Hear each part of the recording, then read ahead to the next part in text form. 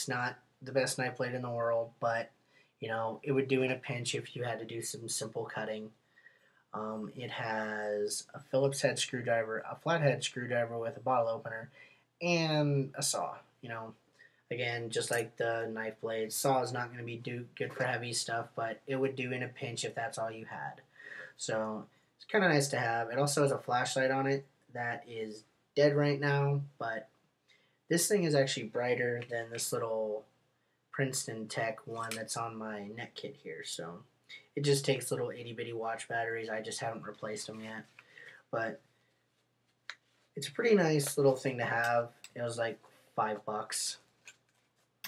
What I'm putting back in here is paper clips. I found that the little batteries that it takes, and it takes 4 of them, are really hard to get back into that long tube the proper way to where they'll work.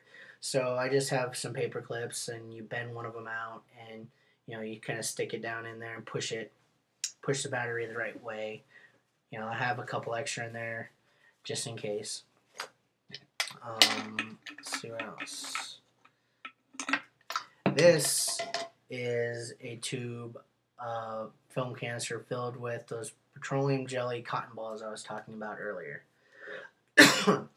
And these things are awesome. You know, they cost almost nothing to make. Everyone has petroleum jelly or Vaseline or something along that line sitting around their house along with a bag of cotton balls. Everybody does. And I personally have taken one of these petroleum jelly cotton balls, ripped it open to get to the dry part, to the non-coated part in the center, along with this fire steel, and started a fire in about 40-mile-an-hour wind. So these things are absolutely awesome. I can fit 5 to 6 in this film canister, and they just make it really easy to light a fire, you know, no matter what. Just a lighter, nothing fancy, just a Bic.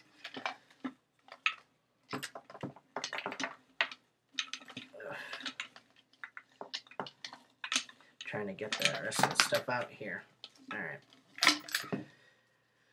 This is just a little plastic piece that I stick in the top of my Nalgene here. It makes it so I can sip the water out of there easier and not have it splash all over my face when I'm trying to drink out of the Nalgene. Not a big deal. This is surveyor's tape. You can wrap this around a tree and use that Sharpie I had earlier to write messages on it. You know, it's a pretty good thing to have. It doesn't take up much space at all, and it doesn't weigh anything. These are just some spare batteries for flashlights and whatnot. It's got some cord locks in there. Little things that you use on cinch cords to hold them tight. You know, just nice to have in there.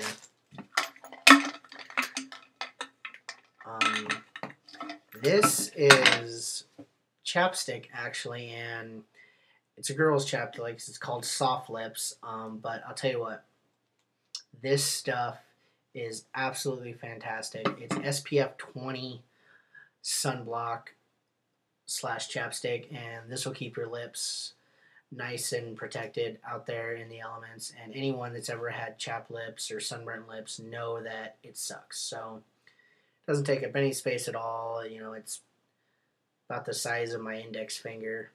So it's nice to have in there and make sure, you know, I have protection for my lips. And the last thing we have in there is just a little whetstone, just a little sharpening stone, something extra I threw in there above and beyond the sharpener I have right here. So, all right, that is that. I don't really need to go over all the different uses for a Nalgene bottle. You know, store water, keep things watertight. But all right, guys, that's my survival kit. A few things that I'm going to be adding to it here once I get some more money is a Sawyer extractor. I live in Arizona, and you know, rattlers and all sorts of poisonous snakes and insects and animals are out here, you know, in the desert and everywhere where I live, and even the forests and stuff when you go up north. So